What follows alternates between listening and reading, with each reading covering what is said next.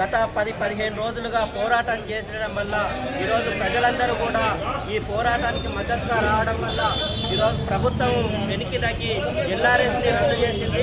దీన్ని సిపిఎం పార్టీగా స్వాగతిస్తూ ఉన్నాం. ఏదైతే పూర్తి స్థాయిలో కూడా ఈరోజు ఎల్ఆర్ఎస్ని రద్దు చేయాలా, పాత పద్ధతిలోనే రిజిస్ట్రేషన్లు కొనసాగించాలని చెప్పేసి ఈ సందర్భంగా డిమాండ్ చేస్తూ ఉన్నాం. ప్రభుత్వము ప్రజా విజయాన్ని ఇది ఏదైతే ప్రభుత్వం రద్దు చేసిందో ఈ విజయం ఏదైతే ఉందో ఇది ప్రజా విజయం.